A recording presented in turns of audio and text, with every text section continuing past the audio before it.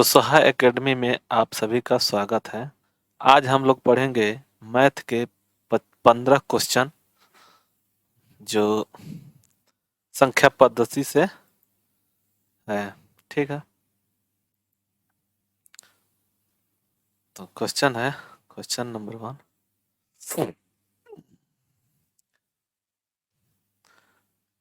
Question first है, देखिए कि प्रथम विषम 25 विषम प्राकृतिक संख्याओं का योग क्या होगा।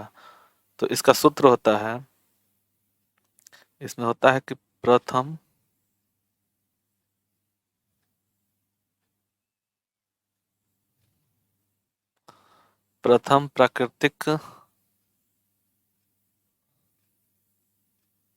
प्राकृत विषम संख्याओं का योग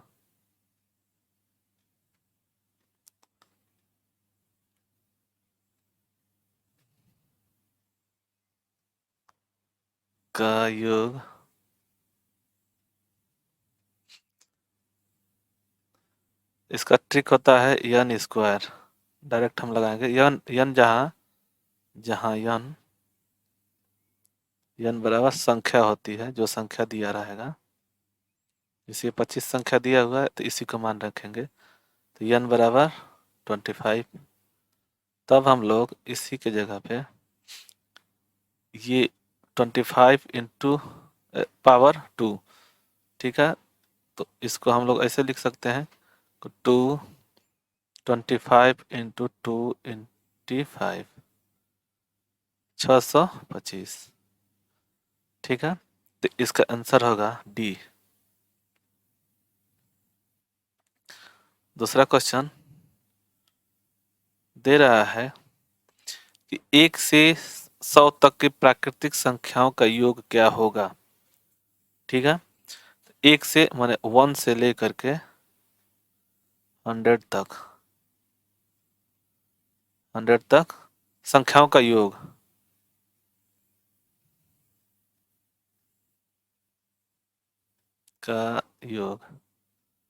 ठीक है, तो इसका सूत्र होता है, जैसे हम लोग जैसे मान लीजिए ट्रिक सूत्र होता है, ट्रिक n कोष्ट में n प्लस 1 अपॉन 2। तो जितनी कितनी संख्या है 100, तो इसको हम लोग n के जगह पे 100 लिख देंगे, तो होगा 100 कोष्ट में 100 प्लस 1 अपॉन 2। ठीक है, तो ये हो जाएगा 101। तो इसको ऐसे लगा सकते हैं हम लोग, गुणे 101 बटा 2। इससे कटेगा तो ये 50 हो जाएगा, तो इसको हम लोग गुणा करेंगे 50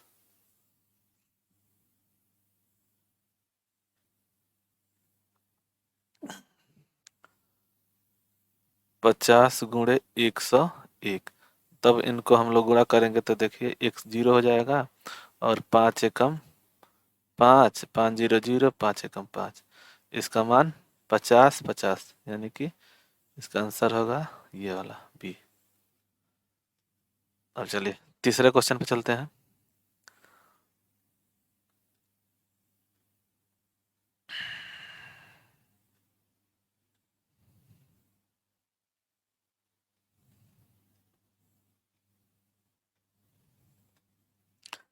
क्वेश्चन नंबर 3 है, ये ऐसे लिखा गया है, ऊपर थोड़ा सा हो गया है, तो ये इसका ऐसे लिखा गया है क्वेश्चन नंबर 3, 2 का पावर 2 का पावर 3 ऐसे है। तो इसका मान हम लोग कैसे लिखेंगे, तो देखिए जब ये 2 है, इसका पावर 3 है, तो ये 3 बार गुणा होगा, यानी कि 2 का पावर 2 इंटू 2 इंटू 2। ठीक है, तब हम लोग इसको गुणा करेंगे तो 2 दूनी के 4 दूनी 8, तो ये हमारा मान होगा 2 का पावर 8। तब हम लोग इसको ऐसे लिख सकते हैं कि 2 गुणे 2 गुणे 2 गुणे 2, फिर 2 गुणे 2 गुणे 2 गुणे 2। देखिए 4 4 8 हो गया। तब इसको हम लोग 2 दूनी के 4 दूनी 8 दूनी 16 दूनी 32 दूनी 64 दूनी 128 और दूनी 256। तो इसका मान होगा 256। तो आंसर इसका होगा सी। ठीक है। तीसरे क्वेश्चन पे दे रहा है, क्वेश्चन है कि प्रथम 5 अभाज्य प्राकृतिक संख्याओं का योग क्या होगा। प्रथम 5, तो सबसे छोटी संख्या अभाज्य संख्या कौन सी होती है? तो 2, 3, 5 संख्या बोला है तो एक हो गया, 2 हो गया, फिर 5, 7 और 11। ये हमारी अभाज्य संख्या होती है। और एक बात ध्यान दीजिए, ये विषम संख्या है और ये अभाज्य भी संख्या है। अभाज्य संख्या का मतलब ये होता है कि एक और स्वयं के अलावा किसी से न कटे, एक और स्वयं के अलावा किसी से न कटे तो अभाज्य संख्या है। देखिए ये एक जो 2 है, ये 2 एक और 2 के अलावा किसी से नहीं कटेगा। ये 3 देख लीजिए, 3 भी वैसे ही है, 3 के अलावा 1 से कटेगा और किसी से नहीं कटेगा। 5 वैसे भी है, 7 वैसे है, 11 है। अब कह रहा है कि ये जो है 5 संख्याओं का योग, प्राकृतिक अभाज्य संख्याओं का योग कितना। तब इसको जोड़ेंगे तो 3 2 5, 5 5 10, 10 और 7 17 और 17 11 28। तो इनको हम लोग टोटल जोड़ देंगे तो हो जाएगा हमारा 28। तो इसमें आंसर होगा बी। ठीक है। चौथा क्वेश्चन 5 हम लोग 5 पढ़ेंगे। दे रहा है कि 12, 15 और 48 का महत्तम समापर्त क्या होगा। तो 2 तरह से हम लोग लगा सकते हैं इसको। एक है भाग विधि और दूसरा है गुणनखंड विधि। तो देखिए गुणनखंड विधि से पहले हम लोग लगा कर देखेंगे। देखिए 12 का गुणनखंड क्या होगा, तो 4 तिहाई 2 गुणे 2 और गुणे 3। 15 को 3 गुणे 5 और 48 को तो ये हो गया 2 दूनी के 4 दूनी 8 दूनी 16, 2 दूनी के 4 दूनी 8 दूनी 16 तिया 48। तो महत्तम समापर्त उसे कहते हैं जो तीनों में कॉमन हो। इन तीनों में जो कॉमन हो, तो कौन कॉमन है इसमें? इसमें कॉमन है, देखिए ये 3, इसमें 3 और ये 3। तो हमारा इसका मान होगा 3। इसका आंसर 3 होगा, यानी कि हमारा मस होगा HCF 3 हो जाएगा। अब भाग विधि से, 2 विधि से हम लोग समझेंगे, इसी भाग विधि से लगाएंगे। तो ये देखिए आपस में ये 12 चौक 48 यानी 12 से कट जा रहा है। तो अब हम लोग इस 48 को 15 से कटाएंगे। 48 को 15 से, तो 15 तिया 45, शेष कितना आ गया 3।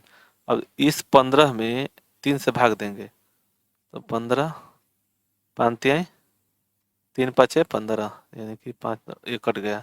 तो जब यहाँ पे जीरो अगर आ जाए तो वही हमारी संख्या जिससे जिससे आएगा वही संख्या हमारी महत्तम समापर्त होगा। ठीक है। तो आंसर हमारा 5 का 3 होगा, सी। अब देखिए ये है वही चीज है, उसमें महत्तम सा ये LCM बोलते हैं, LCM list common multiple multiple. ठीक है। तो ये क्या होता है, इसको भी हम लोग भाग विधि से, भाग विधि नहीं, इसमें गुणनखंड विधि से भी लगा सकते हैं। जैसे गुणनखंड विधि से तो ये होगा 8 का गुणनखंड करेंगे तो कितना होगा 2 दूनी के 4 दूनी 8। फिर 12 का गुणनखंड करेंगे तो 2 दूनी के 4 तिहाई 12 और 20 का 2 दूनी के 4 पचे 20, ये माना गया। तब देखिए कलर चेंज करते हैं। तो इसमें लॉसा में क्या होता है, एलसीएम में ठीक है, इसमें जो कॉमन होगा, जैसे देखिए ये दोनों कॉमन है, ये दोनों कॉमन है, ये दोनों कॉमन है, तो हम लोग इस कॉमन को एक बार लिखेंगे, तो यानी कि 2 × 2।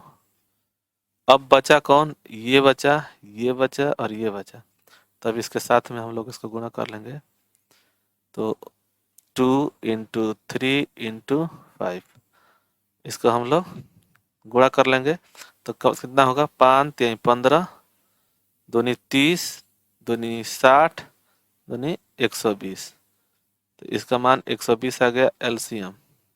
ठीक है, एलसीएम महत्तम लघुत्तम समापत, तो 120 होगा, तो इसका आंसर ए होगा 120। अब है कि ए किसी कार्य को 30 दिन में करता है और बी उसी को 40 दिन में, सी की सहायता से वो कार्य 10 दिन में पूरा कर देते हैं।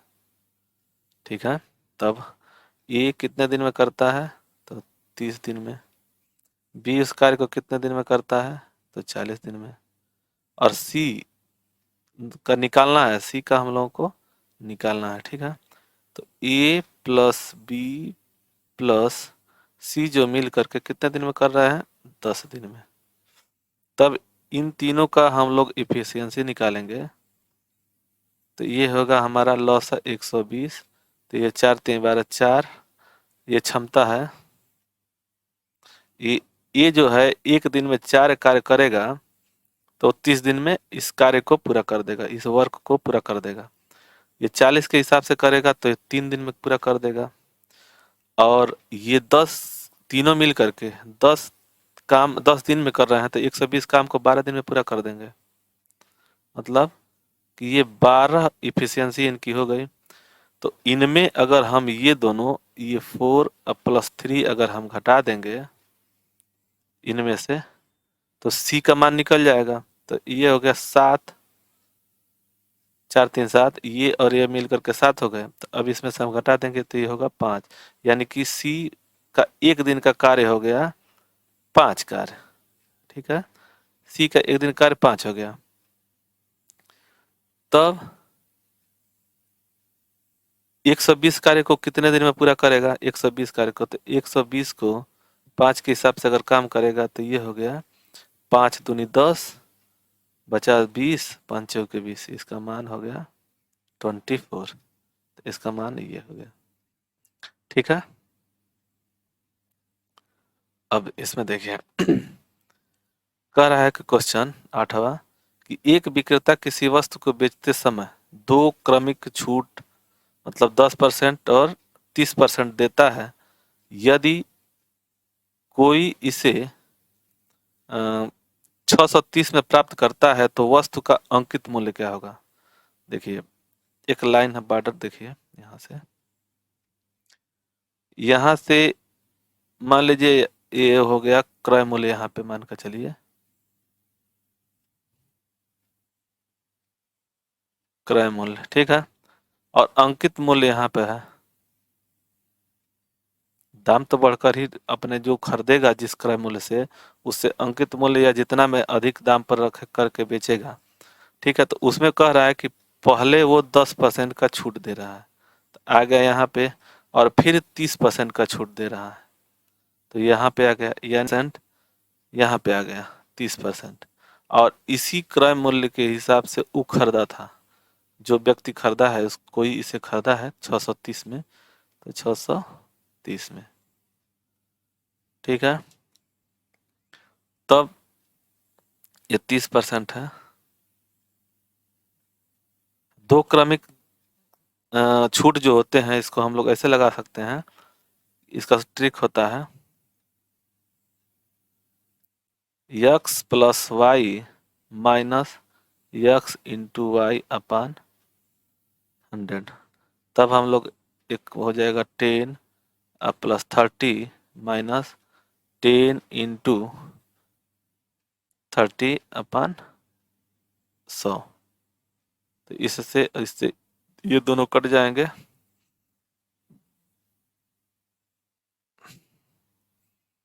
तब मान क्या होगा, ये हो गया 40 और माइनस ये 1 गुणे 3 बराबर 3, यानी कि 37। ठीक है, तो 37 तो छूट दे दिया, यानी कि 37% क्या किया कि छूट दे दिया, छूट दे दिया। तो बचा कितना? 63%। मतलब 100% में से अगर 37 घटाएंगे तो हमारा मान कितना आ जाएगा? 63%। जब यह 63% होगा तब देखिए, यानी कि ये जो मान दिया हुआ है, ये जो मान है 630, ये कितने के बराबर है? तो 63% के बराबर है। ठीक है, देखिए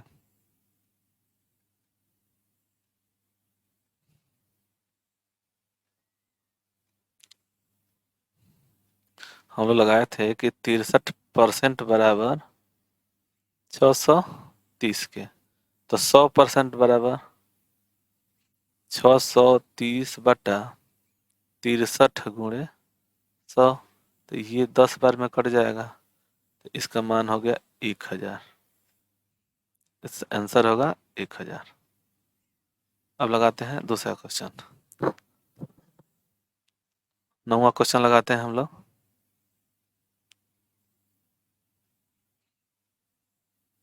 ठीक है, 9वां क्वेश्चन। कलर चेंज करते हैं। एक वस्तु का अंकित मूल्य उसकी लागत मूल्य से दोगुना है। मान के चलिए ये कोई है, इस ये लागत क्रय मूल्य, मतलब लागत मतलब क्रय मूल्य, क्रय मूल्य कितना है? तो अगर 100 रुपया है तो अंकित मूल्य कितना रख रहा है वो व्यक्ति? अंकित मूल्य, अंकित मूल्य कितना रख रहा है? तो ये रख रहा है 200।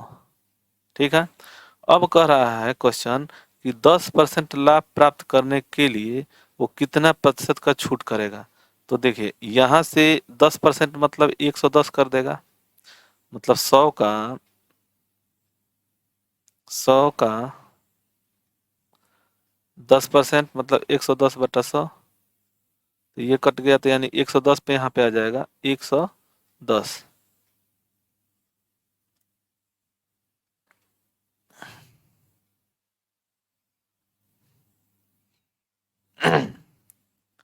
देखिए 110 रुपया, 110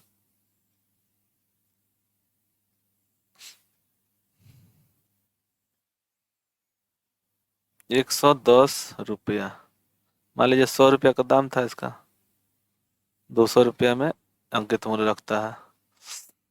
तब क्या होगा कि ये कितने का ड्यूरेशन अंतर आ रहा है? 90 का, 90 का। तब देखिए 200 बराबर 100%, मतलब 200 बराबर 100%, तो कितना कम कर रहा है? तो ये कर रहा है 90 बराबर कितना होगा? तब इसको 90 बराबर कितना होगा? तो 100 बटा 200 गुणे 90, तो ये हो गया 100 दूनी 200, तो 2 आ गया, और 90 को हम घटाएंगे तो ये हो गया 45। तो इसका मान हो गया हमारा 45, 45। ठीक है, आगे बढ़ते हैं। अब देखिए ये अनुपात का क्वेश्चन है, ए अनुपात बी और बी अनुपात सी का पूछ रहा है। तो देखिए ये ए हो गया, ये बी हो गया, तो ये हो गया 3:4, और ये 4:5, 4:5। ठीक है, 4:5। जब ये दोनों अगर सेम हो जा रहा है तब इसमें हम लोग ऐसे भी उतार सकते हैं, 3:4 अनुपात और 5। तो इसका मान हो गया ए अनुपात बी अनुपात सी बराबर 3:4:5। यही मान होगा, तो इसका 3:4:5। आगे बढ़ते हैं। देखिए कह रहा है कि यदि 11 नंबर क्वेश्चन, यदि P को Q से 20% कम अंक प्राप्त हुए तो Q के अंक P से कितना प्रतिशत अधिक है। एक ट्रिक है, हम लोग इसको लगा लीजिए। ठीक, ट्रिक है कि अगर अधिक हो रहा है, अधिक और कम, तब देखिए इसको हम लोग दो तरह से ट्रिक से लगाएंगे, x upon y. X upon y, ये अधिक होगा तब, और जब कम होगा तो यक्स अपान यक्स प्लस वाई। तो ये जो हो गया, कितने परसेंट का कमी हो रहा है, तो इसमें हम लोग कम के लिए कमी हो रहा है ना। तो देखिए इसको अगर हम लोग ऐसे लिखेंगे तो ये हो गया 20% बाई 100। इसमें क्या है, ये 100, ये 20 हो गया, यक्स 20 हो गया और वाई 80 हो गया। तब जाकर के अब जब हम लोग इसको लिखेंगे तो 20, यक्स का मान 20 हो गया और बट्टा वाई का मान यहाँ पे 80 है, तो ये हो जाएगा 80। परसेंटेज निकालना है तो 100 का गुणा कर देंगे, तो यह हो जाएगा 20 चौके 80 और 25 चौका 100, यानी कि 25% होगा। इसका मान सी होगा। ठीक, 12 नंबर पे चलते हैं। अब 12 नंबर क्वेश्चन कह रहा है कि एक वस्तु की कीमत 20% कम हो जाती है तथा उसकी खपत 40% बढ़ जाती है, तो वस्तु पर खर्च में कितने प्रतिशत की कमी या वृद्धि होगी। कमी या वृद्धि होगी। ठीक है, तब ये क्वेश्चन गलत दिया हुआ है।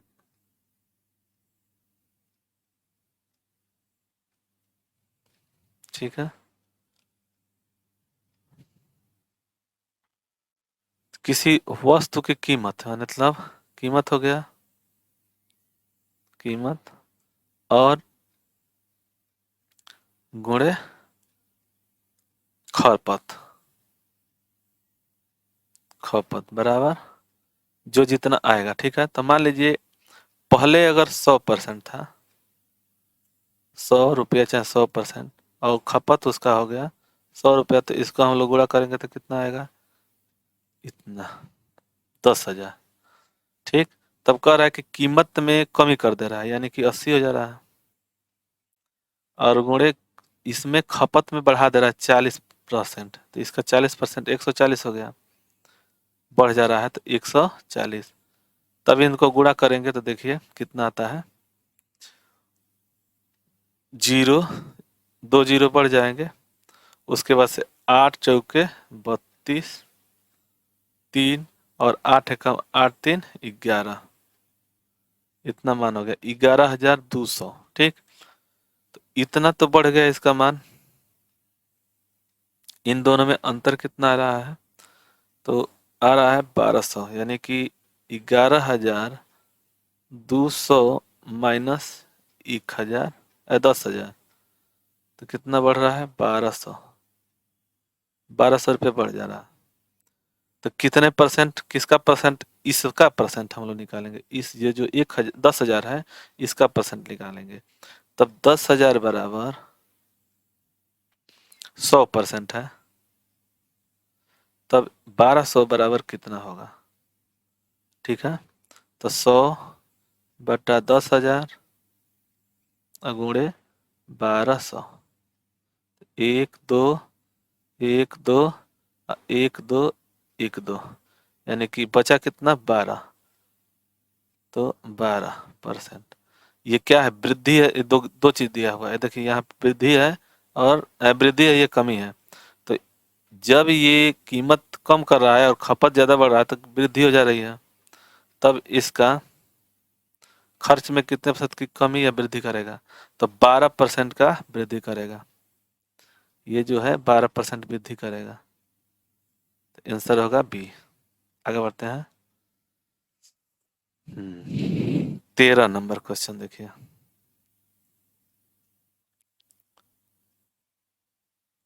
क्वेश्चन नंबर 13 है कि एक नाव की गति धारा के अनुकूल तथा धारा के प्रतिकूल दिशा में क्रमशः 16 किलोमीटर प्रति घंटा तथा 10 किलोमीटर प्रति घंटा है, तो शांत जल में नाव की गति क्या है। देखिए कह रहा है जैसे यहाँ पे पानी है और इसमें एक नाव है, ठीक है, नाव, ये नाव, ये धारा का चाल अगर मान लीजिए कोई चीज होगा, अगर वाई हो गया और इस नाव का चाल हो गया यक्स, ठीक है। तो अगर धारा के साथ चल रही है, इस इधर से अगर धारा मान लीजिए इधर गिर रहा है ये, तो इसके साथ ये भी चलेगा, तो दोनों का चाल जुट जाएगा, यानी कि यक्स प्लस वाई, ठीक है। अगर यही चीज धारा इधर चल रही है, मतलब धारा इधर चल रही है और नाव ये जो है इधर चल रही है, तो इसमें से धारा में से नाव का धारा जो नाव है उसकी चाल धारा कम करेगी, जिससे कि इसका दाब अधिक हो, माने दबाएगी, ये थोड़ा सा स्लो हो जाएगा, तब ये होगा एक्स माइनस वाई, ठीक है। तब इसका मान होगा यक्स प्लस वाई बराबर कितना है, तो 16 है,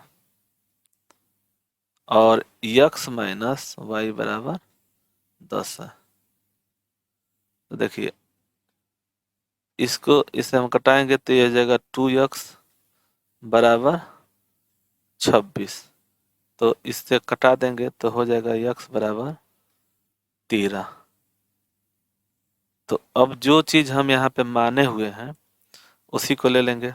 देखिए अगर इस मान पे ये समीकरण संख्या 1 हो गया और समीकरण संख्या 2 हो गया, तो समीकरण 1 या 2 में किसी में रखेंगे तो हमारा मान आ जाएगा। तो मान के चलिए कि यक्स को अगर हम नाव माने हैं, तो किस चीज का पूछ रहा है, शांत जल में नाव का गति पूछ रहा है, नाव की गति, तो हमारा नाव की गति यही हो जाएगा यक्स, जैसे कि हम लोग यहाँ पे यक्स इसी को माने हैं, तब ये हो जाएगा 13, ठीक है। तो अगर ये वीडियो आप लोगों को अच्छा लगे तो लाइक कर दें, लाइक शेयर सब्सक्राइब, ठीक है, धन्यवाद।